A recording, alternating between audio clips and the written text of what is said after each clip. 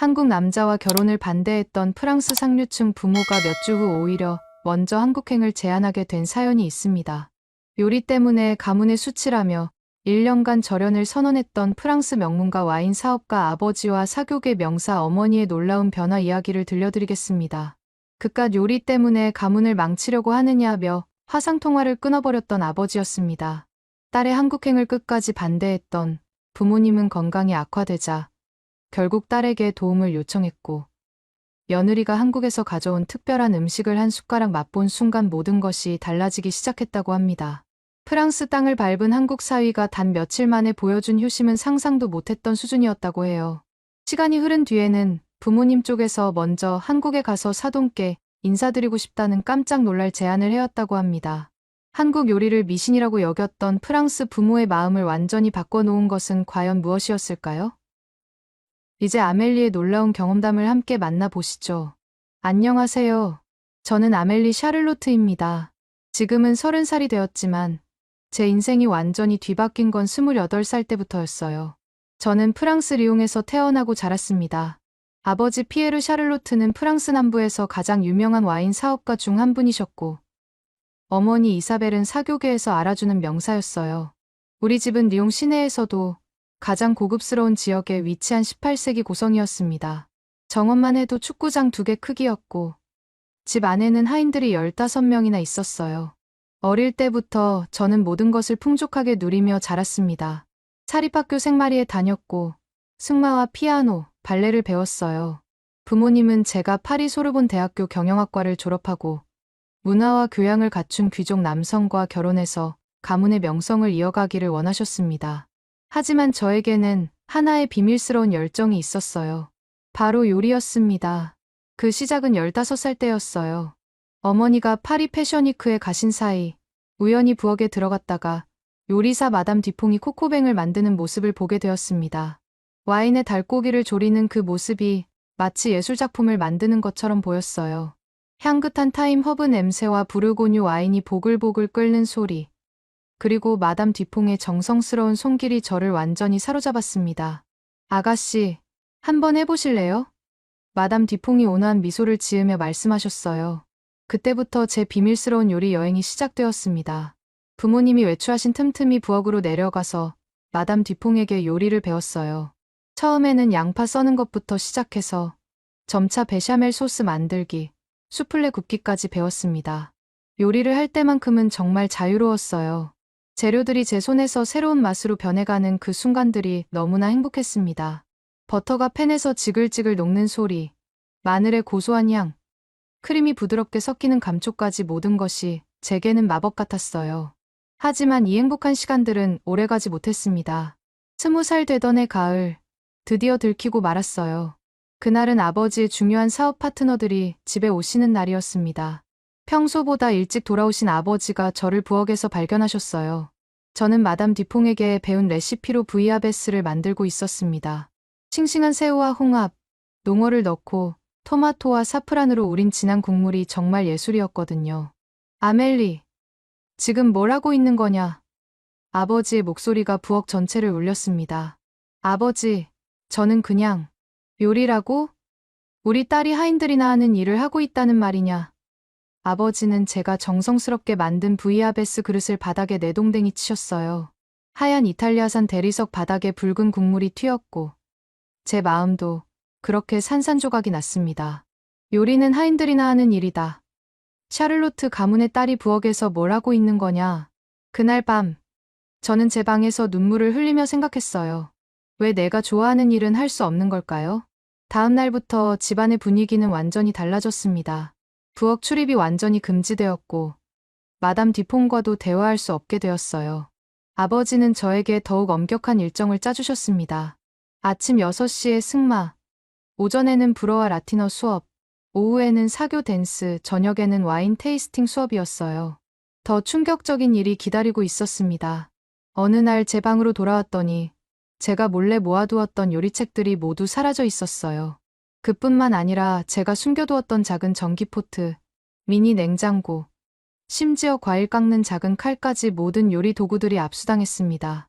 아버지, 제 물건들을 왜 가져가셨어요?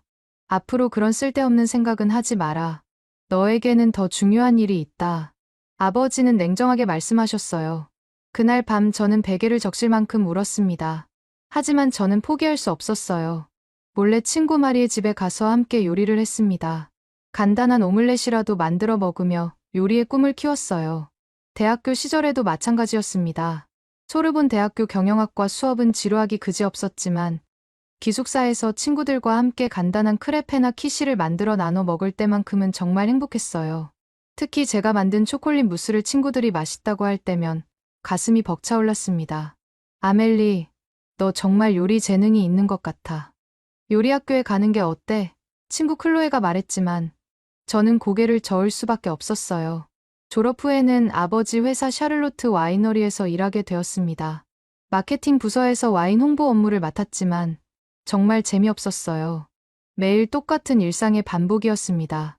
아침 8시에 출근해서 저녁 6시에 퇴근하고 주말에는 부모님이 정해주신 사교 모임에 참석하는 것이 전부였어요. 그러던 중 운명적인 순간이 찾아왔습니다. 28살 되던 해봄, 독감에 걸려서 하루 종일 침대에 누워있을 때였어요. 심심해서 넷플릭스를 둘러보다가 우연히 한국 드라마 하나를 발견했습니다. 대장금이라는 작품이었어요. 처음에는 그냥 시간 때우기용으로 틀어놨는데 점점 빠져들게 되었어요. 주인공 장금이가 요리에 대한 열정으로 모든 어려움을 이겨내는 모습이 저와 너무 닮아 있었거든요. 특히 인상 깊었던 장면이 있었습니다. 장금이가 음식은 단순한 요리가 아니라 사람의 마음을 치유하는 것입니다 라고 말하는 대사였어요. 그 순간 제 눈에서 눈물이 주르륵 흘러내렸습니다. 그래, 이거야. 내가 평생 찾던 것이 바로 이거야. 그날부터 저는 한국 요리에 대해 미친 듯이 찾아보기 시작했어요. 유튜브에서 한국 요리 영상들을 밤새 보고 아마존에서 한국 요리책들을 주문해서 읽었습니다. 김치, 불고기, 비빔밥, 갈비찜. 이런 낯선 이름들이 제게는 마법의 주문처럼 들렸어요.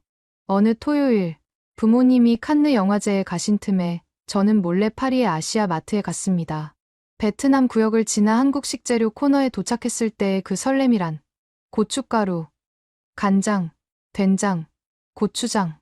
이런 재료들은 처음 보는 것들이었지만 왠지 모를 끌림이 있었어요. 집으로 돌아와서 조심스럽게 김치찌개를 만들어 봤습니다.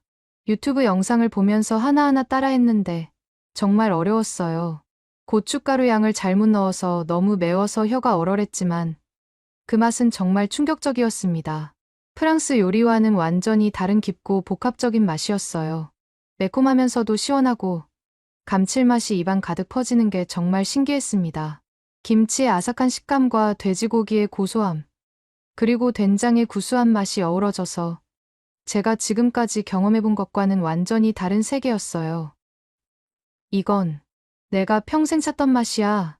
그 순간 저는 결심했습니다. 더 이상 이렇게 숨어서 할 수는 없다고요. 제대로 배우고 싶었어요. 다음 날 저녁, 온 가족이 모인 식탁에서 저는 용기를 내어 말했습니다.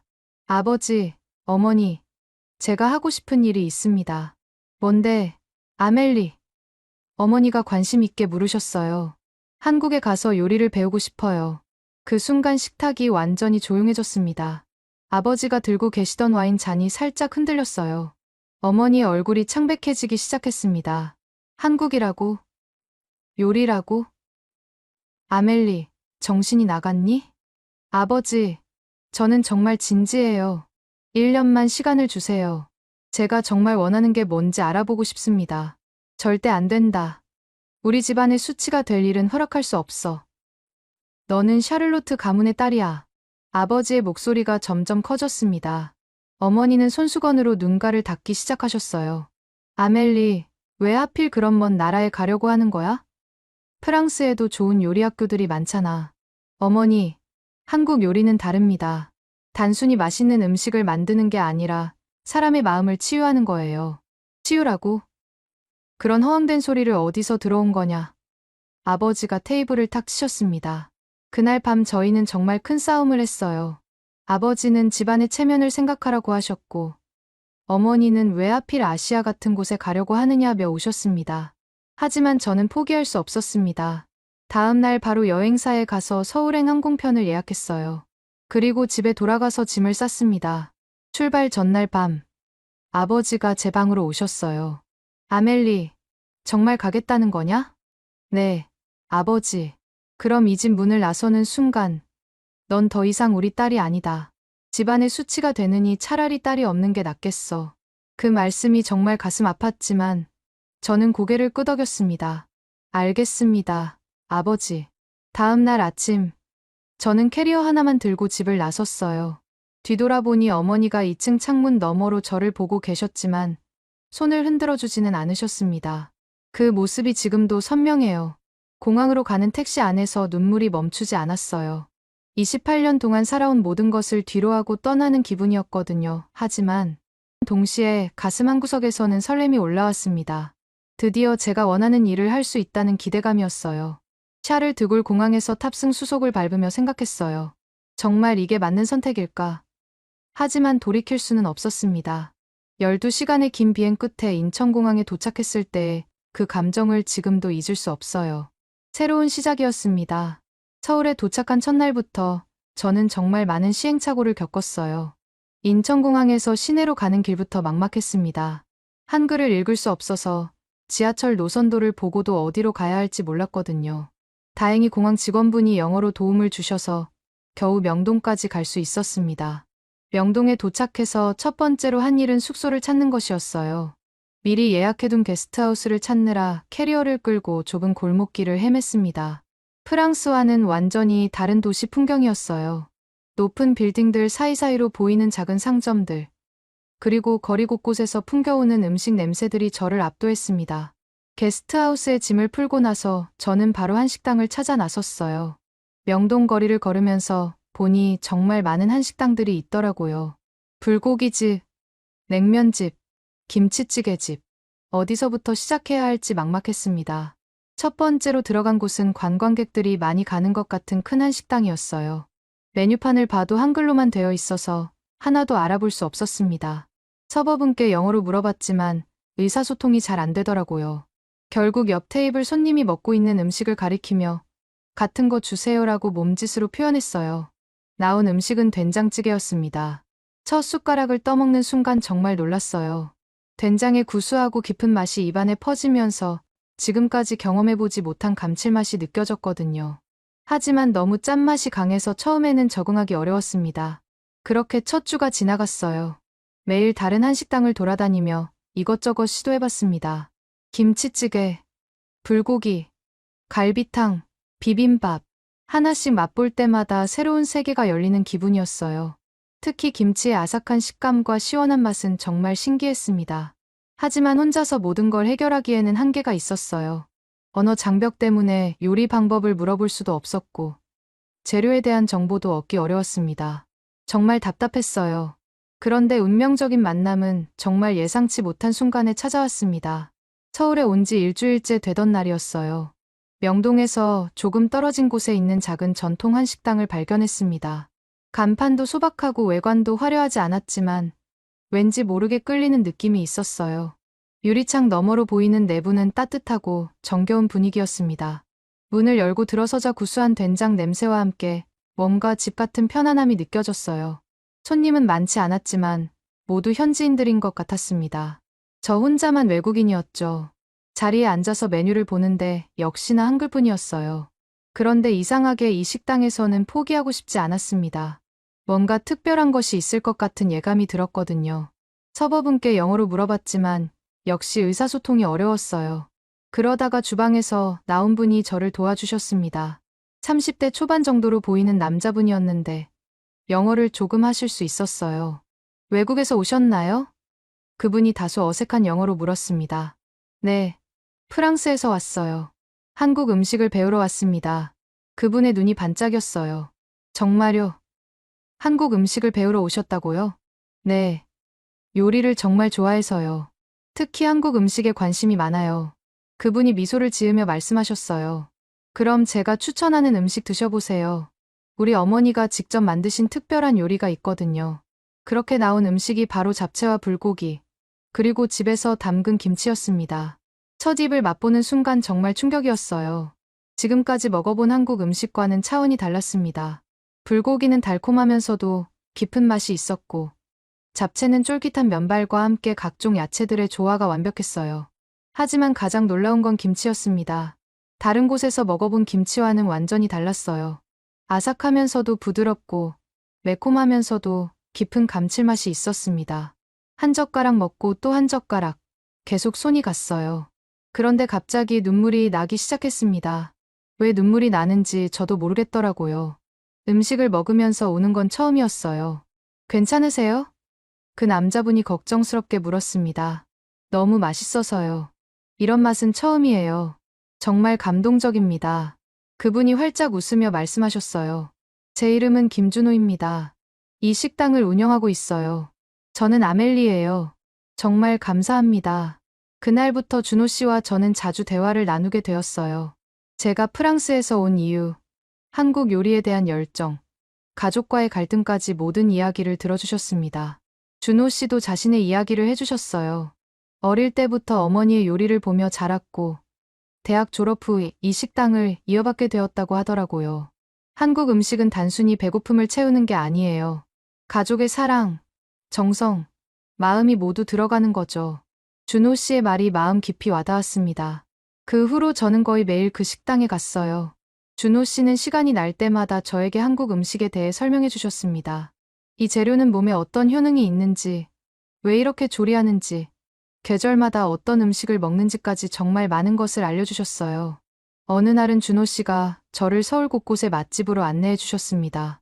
북촌 한옥마을의 전통 찻집에서 마신 유자차의 달콤함, 광장시장에서 먹은 빈대떡의 바삭함, 한강공원에서 먹은 치킨과 맥주의 조화까지.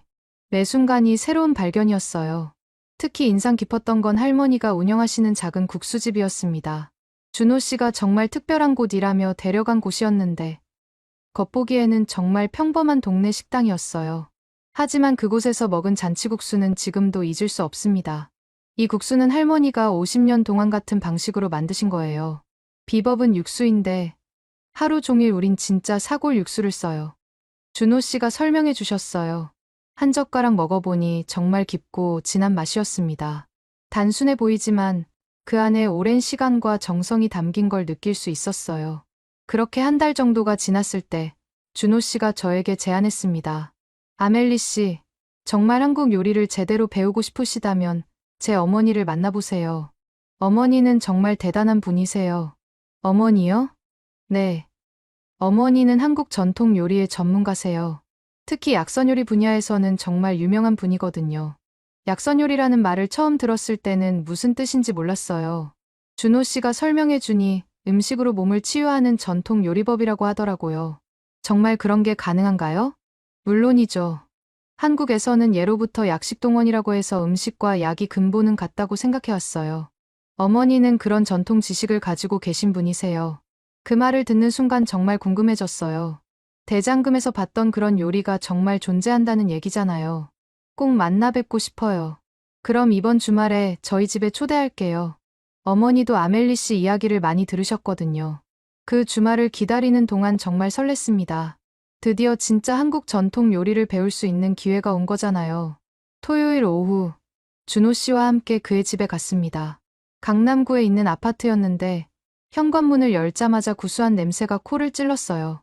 뭔가 익숙하면서도 특별한 향이었습니다. 어머니, 아멜리 씨 모셔왔어요. 준호 씨가 말했습니다. 그때 부엌에서 나오신 분이 바로 박영숙 어머니였어요. 50대 후반으로 보이는 단아한 모습의 여성이셨는데 첫인상부터 뭔가 특별한 기운이 느껴졌습니다. 어머, 이 아이가 그 프랑스 아가씨구나. 얼굴에 정기가 부족하네. 뭘 좀 해줘야겠어. 그러더니 자연스럽게 제 손을 잡고 따뜻하게 어루만져 주시는 거예요. 정말 놀랐습니다. 프랑스에서는 처음 만난 사람이 갑자기 이렇게 친근하게 대한다는 건 상상할 수 없는 일이거든요. 요즘 잠은 잘 자니? 밥은 제때 먹고 있고. 얼굴색이 좀 안 좋아 보이는구나. 소화도 잘 안 되는 것 같고. 준호 씨 어머니의 관찰이 정확해서 더욱 놀랐어요. 실제로 서울에 온 후 스트레스와 불규칙한 식사 때문에 소화불량에 시달리고 있었거든요. 앉아라. 아가야, 너를 위한 특별한 차를 끓여줄게. 그렇게 어머니가 끓여주신 차는 오미자차였습니다. 달콤하면서도 신맛이 나고 뭔가 몸이 깨끗해지는 느낌이었어요. 이게 바로 약선이란다. 음식은 몸과 마음을 함께 치유하는 거야. 단순한 요리가 아니라 사랑의 표현이지. 그 말씀을 듣는 순간 전율이 일었습니다. 제가 대장금에서 봤던 바로 그 세계가 눈앞에 펼쳐진 거예요. 정말 배우고 싶습니다. 가르쳐 주세요. 그럼 내일부터 나와라. 하지만 쉽지 않을 거야. 진짜 배우고 싶은 마음이 있어야 해. 네. 각오는 되어 있습니다. 그날 저녁 준호 씨 어머니가 만들어주신 저녁 식사는 정말 특별했어요. 현미밥에 여러 가지 나물, 된장찌개, 그리고 집에서 담근 김치까지. 하나하나 모든 음식에 의미가 있었습니다. 이 도라지는 폐에 좋고, 시금치는 철분 보충에 좋아. 된장찌개의 된장은 직접 담근 거라 몸에 해로운 첨가물이 하나도 없지. 식사를 하면서 어머니는 각 음식의 효능에 대해 자세히 설명해 주셨어요. 정말 신기했습니다. 음식 하나하나가 그냥 맛있게 먹는 게 아니라 몸을 생각해서 만든 거였어요. 그날 밤 게스트하우스로 돌아가면서 가슴이 벅찼습니다. 드디어 제가 찾던 길을 발견한 것 같았어요. 단순히 맛있는 음식을 만드는 게 아니라 사람을 치유하는 요리, 바로 그것이었습니다. 다음 날부터 저는 어머니 댁에서 본격적인 약선 요리 수업을 시작했어요. 첫날부터 정말 힘들었습니다. 새벽 5시에 일어나서 시장에 가서 재료를 고르는 것부터 시작이었거든요. 좋은 요리는 좋은 재료에서 나온다. 눈으로 보고, 손으로 만져보고, 냄새를 맡아서 최고의 재료를 골라내는 것부터 배워야 해. 시장에서 배운 것들은 정말 놀라웠어요. 같은 무라도 어떤 걸 골라야 하는지, 배추는 어떤 상태가 김치에 좋은지, 심지어 소금도 종류에 따라 용도가 다르다는 걸 알게 되었습니다. 그렇게 한 달이 지나자 준호 씨와 저는 자연스럽게 더 가까워졌어요. 매일 함께 시장에 가고, 요리를 배우고, 서로의 이야기를 나누면서 특별한 감정이 생기기 시작했습니다. 그렇게 어머니께 약선 요리를 배우기 시작한 지 2달이 지났을 때, 저는 완전히 새로운 세계에 빠져 있었어요. 매일 새벽 5시에 일어나서 시장에 가고, 하루 종일 요리를 배우는 생활이 전혀 힘들지 않았습니다. 오히려 프랑스에서의 답답했던 일상보다 훨씬 생기가 넘쳤어요. 준호 씨 어머니는 정말 대단한 분이셨습니다. 단순히 요리법만 가르치시는 게 아니라 각 재료의 성질, 계절에 따른 음식 궁합, 심지어 사람의 체질에 맞는 음식까지 모든 걸 알고 계셨어요. 아멜리아, 약선은 그냥 몸에 좋은 음식을 만드는 게 아니란다. 그 사람의 상태를 보고 지금 무엇이 필요한지 파악해서 음식으로 도움을 주는 거야. 어느 날 어머니가 저에게 특별한 과제를 주셨어요.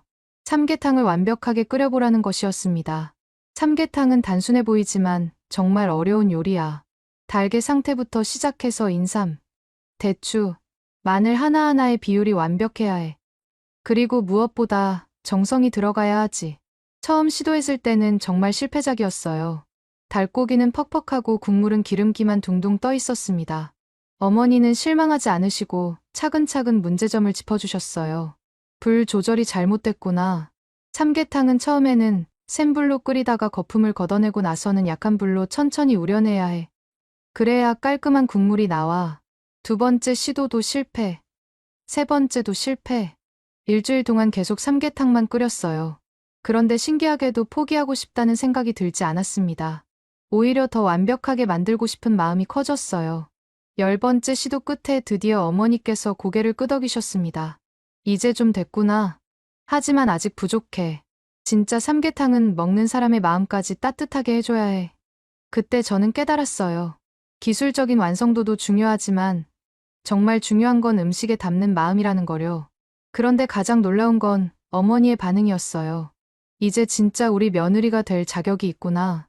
그러시면서 눈물을 글썽이시는 거예요. 저도 모르게 눈물이 났습니다. 그 순간 저는 단순히 요리 기술을 배운 게 아니라 한국의 정과 사랑을 배웠다는 걸 느꼈어요. 그 무렵 준호 씨와 저의 관계도 더욱 깊어지고 있었습니다. 매일 함께 시장에 가고 요리를 하고 서울 곳곳을 돌아다니면서 자연스럽게 특별한 감정이 생겼어요. 어느 저녁 한강공원에서 치킨과 맥주를 먹으며 대화를 나누고 있을 때였습니다. 아멜리 씨, 정말 한국이 좋으세요? 준호 씨가 물었어요. 네, 정말 좋아요. 특히 한국 사람들의 따뜻한 마음이요. 준호 씨와 어머니 덕분에 정말 많은 걸 배웠습니다. 그럼 계속 한국에 있고 싶으세요? 그 질문에 저는 잠시 망설였어요. 처음에는 1년만 있을 계획이었는데 어느새 한국이 제2의 고향처럼 느껴지고 있었거든요. 솔직히 말하면 프랑스로 돌아가고 싶지 않아요. 여기서 제가 진짜 원하는 삶을 살고 있는 것 같거든요. 준호 씨가 저를 바라보는 눈빛이 달라졌어요. 아멜리 씨, 혹시 저와 함께 계속 한국에서 살 생각은 없으세요? 그 말을 듣는 순간 가슴이 쿵했습니다. 설마 이게 고백인가요? 준호 씨, 그게 무슨 뜻이에요? 저, 아멜리 씨를 좋아해요. 처음 만났을 때부터 뭔가 특별하다고 생각했거든요. 요리에 대한 순수한 열정, 새로운 것을 배우려는 겸손한 자세, 그리고 따뜻한 마음까지. 모든 게 좋았어요. 저는 얼굴이 빨개졌어요. 사실 저도 준호 씨에게 특별한 감정을 느끼고 있었거든요. 저도 준호 씨가 좋아요. 저를 있는 그대로 받아주시고 제 꿈을 응원해주시는 모습이 정말 고마웠어요. 그렇게 저희는 연인이 되었습니다. 준호 씨 어머니도 저희 관계를 진심으로 축복해주셨어요. 아멜리가 우리 준호한테는 너무 아까운데 하시면서도 웃으셨거든요. 6개월 정도 사귀다 보니 자연스럽게 결혼 이야기가 나왔어요. 저는 정말 행복했습니다. 사랑하는 사람과 함께 제가 좋아하는 일을 하면서 살 수 있다는 게 꿈만 같았어요. 하지만 프랑스 부모님께 이 소식을 전해야 한다는 생각을 하니 마음이 무거웠습니다. 한국에 온 지 1년이 다 되어 가는데 연락을 거의 하지 않았거든요. 가끔 안부 메시지 정도만 주고받았을 뿐이에요. 드디어 용기를 내어 화상통화를 걸었습니다. 오랜만에 보는 부모님의 모습에 마음이 복잡했어요. 아멜리, 언제 돌아올 거니? 어머니가 첫마디로 물으셨어요. 어머니, 아버지, 말씀드릴 게 있어요. 뭔데? 저, 결혼하려고 해요. 순간 화면 너머로 부모님의 표정이 굳어지는 게 보였습니다. 결혼이라고? 누구와? 아버지가 차가운 목소리로 물으셨어요. 한국 남자분이요. 정말 좋은 분이에요. 요리를 하시고, 또 요리냐? 아버지의 목소리가 점점 커졌습니다. 그깟 요리 때문에 가문을 망치려고 하느냐? 아버지, 그분은 정말 절대 안 된다. 당장 프랑스로 돌아와라. 그러더니 아버지가 화상통화를 끊어버리셨어요. 저는 한동안 멍하니 앉아 있었습니다. 준호 씨가 옆에서 저를 위로해 주었지만 마음은 정말 복잡했어요. 행복한 순간에 찬물을 끼얹은 것 같았습니다. 그래도 저희는 결혼을 결심했어요. 어머니와 준호 씨가 있으니 충분하다고 생각했거든요. 결혼식 날, 신부 측 자리는 텅 비어 있었습니다. 프랑스에서 친구 몇 명이 와주긴 했지만 정작 가족은 아무도 없었어요. 슬프긴 했지만 어머니가 제 친정어머니처럼 챙겨주셔서 그나마 위로가 되었습니다. 괜찮다. 아가야, 가족이란 피로만 이어지는 게 아니야. 마음으로 이어지는 거지. 어머니의 말씀이 큰 힘이 되었어요. 결혼 후의 생활은 정말 행복했습니다. 준호 씨와 함께 식당을 운영하면서 제가 배운 약선 요리를 메뉴에 추가하기도 했어요. 손님들이 이 음식을 먹으니 몸이 개운해진다고 말씀하실 때마다 뿌듯했습니다. 어머니께서는 계속 저에게 더 깊은 약선 요리의 세계를 가르쳐 주셨어요. 계절별 보양식, 체질별 맞춤 요리, 심지어 임신부를 위한 특별 요리까지 정말 많은 걸 배웠습니다. 약선 요리의 진짜 의미는 사랑이야. 그 사람을 생각하는 마음이 음식에 담겨야 진짜 약이 되는 거지. 어머니의 말씀처럼 저도 점점 음식에 마음을 담는 법을 배워갔어요. 그런 평온한 일상이 1년 정도 지속되었습니다. 그런데 어느 날 갑자기 충격적인 소식이 날아왔어요. 친구 마리에게서 온 메시지였습니다. 아멜리, 내 부모님이 많이 아프시다고 들었어. 연락해보는 게 좋을 것 같아. 깜짝 놀라서 바로 프랑스로 전화를 걸었어요. 다행히 어머니가 받으셨는데 목소리가 많이 약해져 있었습니다. 아멜리니, 오랜만이구나. 어머니, 아프시다고 들었는데 괜찮으세요? 아버지가 당뇨 합병증으로 입원하셨어. 나도 스트레스 때문인지 소화가 안 되고 우울해서 요즘 많이 힘들어. 그 말을 듣는 순간 눈물이 왈칵 쏟아졌어요. 결혼 소식 때문에 갈등이 있었지만 그래도 제 부모님이었거든요. 어머니, 제가 갈게요. 아니다. 아멜리야. 아버지가 아직도 화가 많이 나 있어. 오지 마라. 전화를 끊고 나서 저는 정말 많이 울었습니다. 부모님이 아픈데 옆에 있어드릴 수도 없다니. 준호 씨가 옆에서 계속 위로해 주었지만 마음이 너무 아팠어요. 그때 준호 씨 어머니가 저에게 오셨어요. 아가야, 부모님이 아프시다면서? 네. 그런데 아버지가 아직 저를 용서하지 않으셔서. 그럼 음식으로 마음을 전해보는 게 어떨까? 음식으로요? 응. 부모님 상태에 맞는 약선 요리를 만들어서 보내는 거야. 말로는 전할 수 없는 마음도 음식으로는 전할 수 있어. 어머니는 그날 밤 잠도 안 주무시고 부모님을 위한 특별한 레시피를 준비해 주셨어요. 당뇨에 좋은 음식, 소화 기능을 도와주는 음식, 우울증에 도움이 되는 음식까지 정말 세심하게 짜주셨습니다. 이 레시피들로 정성껏 만들어서 가져가라. 부모님도 내 마음을 느끼실 거야. 저는 어머니께 정말 감사했어요. 이런 분이 제 시어머니라는 게 얼마나 큰 행운인지 모르겠습니다. 다음 날 저와 준호 씨는 프랑스행 비행기에 올랐어요. 가방 가득 약선 요리 재료들과 어머니가 써주신 레시피를 들고서 말이에요. 부모님을 살려야 해요. 제가 오열하며 말했을 때 준호 씨가 제 손을 꼭 잡아주었어요. 걱정하지 마세요. 어머니가 준비해주신 음식들로 분명 좋아지실 거예요. 그리고 제가 있잖아요. 비행기 안에서 저는 계속 생각했어요. 과연 부모님이 저를 받아주실까? 그리고 약선 요리가 정말 도움이 될까? 하지만 한 가지는 확신했습니다. 이번 기회에 부모님께 제가 한국에서 배운 모든 것을 보여드리고 싶었어요. 단순히 요리 기술뿐만 아니라 사람을 사랑하는 마음, 정성을 다하는 자세, 그리고 가족을 위하는 마음까지 모든 걸 보여드리고 싶었습니다. 리옹에 도착한 저희를 맞이한 건 어머니의 차가운 시선이었어요. 공항에서 부모님을 만났을 때 아버지는 저를 외면하셨고 어머니는 준호 씨를 한번 쳐다보시고는 고개를 돌리셨습니다. 집에 가자, 아멜리. 어머니가 짧게 말씀하셨어요. 차 안의 분위기는 정말 무거웠습니다. 준호 씨는 어색해하셨지만 예의를 지키려고 노력하고 계셨어요. 저는 가슴이 답답해서 숨쉬기조차 힘들었습니다. 집에 도착했을 때 정말 충격이었어요. 아버지는 많이 야위셨고 걸음걸이도 불안정하셨습니다. 어머니도 예전보다 훨씬 말랐고 얼굴에 생기가 없으셨어요. 아버지, 어머니, 제가 다가가려고 했지만 아버지가 손을 들어 저를 막으셨습니다. 우리가 아픈 걸 알고 왔구나. 그런데 왜 그 사람까지 데려온 거냐? 준호 씨가 정중하게 인사를 드렸어요. 안녕하세요. 아멜리와 결혼한 김준호입니다. 그런데 그때 어머니가 갑자기 소파에 주저앉으시면서 얼굴을 찡그리셨습니다. 어머니, 제가 급히 달려갔어요. 괜찮아. 그냥 속이 좀 쓰려서. 어머니가 힘없이 말씀하셨습니다.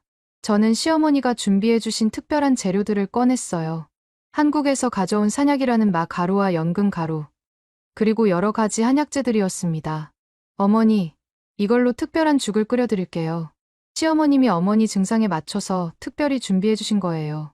아버지가 의심스럽게 바라보셨어요. 그게 뭔데? 산약죽이라고 해요. 산약은 말을 말린 건데 소화 기능을 강화시켜주고 위벽을 보호해줘요. 연근은 위산 과다를 억제하고요. 준호 씨가 설명을 도와주셨어요. 한국에서는 몇백 년 동안 이런 식재료들로 몸의 불균형을 맞춰왔어요. 서양의학과는 다른 접근법이지만 정말 효과가 좋습니다. 그날 저녁 저는 정성스럽게 산약죽을 끓였어요. 쌀을 불려서 곱게 갈고 산약가루와 연근 가루를 넣어 약한 불에서 1시간 동안 천천히 끓였습니다. 시어머니가 알려주신 대로 마지막에 대추를 넣어 단맛을 냈어요. 이상한 냄새가 나네. 아버지가 인상을 찌푸리셨지만 어머니는 조심스럽게 한 숟가락 떠드셨어요. 어머니의 표정이 놀라움으로 바뀌었습니다. 이게 뭐지? 왜 이렇게 속이 편해지지? 부드럽고 걸쭉한 죽이 목 넘김도 편했고 무엇보다 속이 따뜻해지면서 편안해지는 걸 느끼셨대요. 아버지도 반신반의하며 한 숟가락 드셨는데 맛이 생각보다 나쁘지 않네라고 중얼거리셨어요. 다음 날부터 본격적인 약선요리 치료가 시작되었습니다. 아버지의 당뇨를 위해서는 혈당 조절에 도움이 되는 돼지감자를 우린 차와 여주를 넣은 나물을 만들어드렸어요. 돼지감자에는 이눌린이라는 성분이 있어서 혈당 상승을 억제해줘요. 여주는 쓴맛이 나지만 천연 인슐린 역할을 한다고 해요. 제가 설명해드리자 아버지가 조금씩 관심을 보이기 시작하셨어요.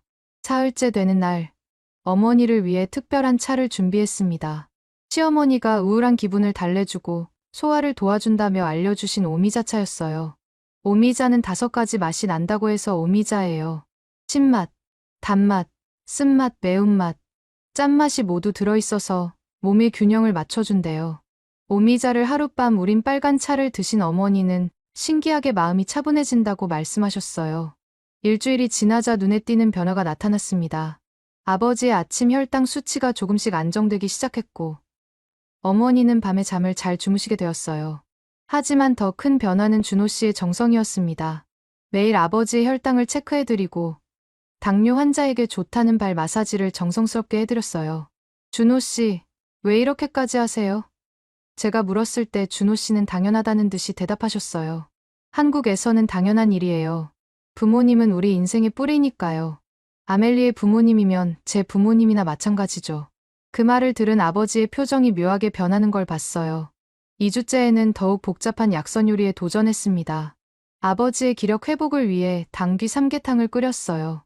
당귀는 혈액순환을 돕고 기력을 보강해주는 한약재라고 시어머니가 알려주셨거든요. 닭 한 마리를 손질해서 배 안에 찹쌀과 당귀, 황기, 대추를 넣고 3시간 동안 은근하게 끓여야 해요. 그래야 약효가 국물에 우러나와요.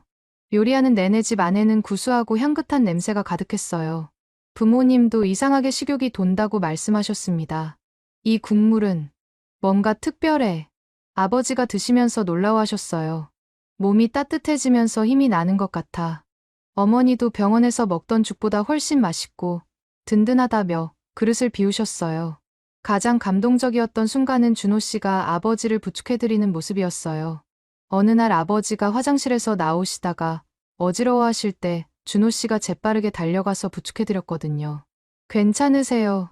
아버님, 천천히 하세요. 고맙다. 아버지가 조용히 말씀하셨어요. 처음으로 준호 씨에게 감사 인사를 하신 순간이었어요. 2주 반이 지났을 때 결정적인 순간이 찾아왔습니다. 어머니를 위해 특별한 약선죽을 만들고 있는데 갑자기 아버지가 부엌으로 오셨어요. 아멜리아, 이 음식들은 정말 어떻게 만드는 거니? 이건 백합 연자죽이에요. 백합은 마음을 안정시켜주고 연자는 연꽃 씨앗인데 불면증에 도움이 돼요. 어머니가 요즘 잠을 잘 못 주무시잖아요. 아버지가 제가 정성스럽게 연꽃씨의 초록색 심을 일일이 빼내는 모습을 지켜보셨어요. 이렇게 복잡한 과정을 거쳐야 하는구나. 네. 하나하나 정성을 들여야 약효가 제대로 나와요. 시어머님이 그렇게 가르쳐 주셨어요. 그때 아버지가 갑자기 눈물을 글썽이시기 시작했어요. 아멜리아, 아버지가 틀렸다. 진짜 요리는 사람을 살리는 거였구나. 너를 이해하지 못해서 미안했어. 그 순간 저는 참았던 눈물을 터뜨리고 말았어요. 아버지, 저도 죄송해요. 그냥 나가버려서. 아니다. 내가 옳았어. 내 길을 찾은 거야. 아버지가 저를 꼭 안아주셨을 때 정말 모든 게 꿈만 같았어요. 그날 저녁 준호 씨가 아버지께 발 마사지를 해드리고 있었는데 아버지가 갑자기 말씀하셨어요. 준호야. 처음으로 준호 씨 이름을 부르신 거였어요. 네, 아버님. 미안하다. 내가 너를 잘못 봤구나. 한국에서는 이런 게 당연한 일이라고 했지? 네, 아버님.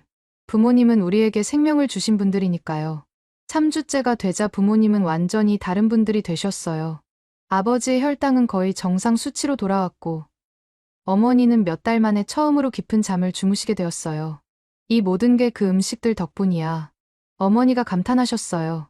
한국 음식이 이렇게 신비로운 줄 몰랐어. 음식에는 만든 사람의 마음이 담겨요. 시어머님이 그렇게 가르쳐 주셨거든요. 제가 대답했어요. 아멜리아, 우리도 한국에 가서 내 시어머니께 인사드리고 싶구나. 어머니가 말씀하셨어요. 정말 놀라웠습니다. 처음에는 그렇게 반대하시던 분들이 이제는 한국에 가고 싶다고 하시다니. 그렇게 저희 네 식구는 함께 한국으로 향했습니다. 부모님이 처음으로 한국 땅을 밟으시는 순간이었어요. 시어머니는 부모님을 정말 따뜻하게 맞이해 주셨습니다. 어머, 사돈어른들이시군요. 멀리서 고생 많이 하셨어요. 부모님도 정중하게 인사를 드렸어요. 안녕하세요. 저희 딸을 돌봐주셔서 정말 감사합니다. 시어머니가 준비해 주신 한상 가득한 약선 요리들을 보신 부모님은 정말 감동하셨어요. 오색나물, 약선 불고기, 인삼 달쭉, 오미자차까지 모든 음식이 몸에 좋은 재료들로 만들어진 거였어요. 이렇게 정성스럽게 어머니가 눈물을 글썽이셨어요. 며칠 동안 한국에 머무르시면서 부모님은 시어머니에게 직접 약선 요리 만드는 법도 배우시고 김치 담그는 법도 익히셨어요. 특히 감동적이었던 순간은 어머니와 시어머니가 함께 김치를 담그시는 모습이었어요. 우리 딸이 이런 훌륭한 스승을 만나서 정말 감사합니다. 어머니가 시어머니께 말씀하셨어요. 아이가 워낙 착하고 정성스러워서 가르치는 재미가 있었어요. 이제 완전히 우리 며느리예요. 시어머니도 웃으시며 대답하셨어요. 음식은 정말 사람의 마음을 치유하는 것 같아요. 제가 부모님의 마음을 돌린 것도, 부모님이 한국을 이해하게 된 것도 모두 약선 요리 덕분이었거든요. 한국 시어머니가 그렇게 가르쳐 주셨어요. 음식은 단순한 요리가 아니라 사랑의 표현이라고. 오늘의 이야기는 여기까지입니다. 마음에 드셨다면 구독과 좋아요 잊지 말고 한 번씩 눌러주세요. 소중한 시간 함께 해주셔서 진심으로 감사드리고 앞으로도 더 깊은 이야기로 여러분을 찾아뵐게요. 오늘 찾아뵐게요. 오늘 찾아뵐게요. 오늘 찾아뵐게요. 오늘 찾아뵐게요.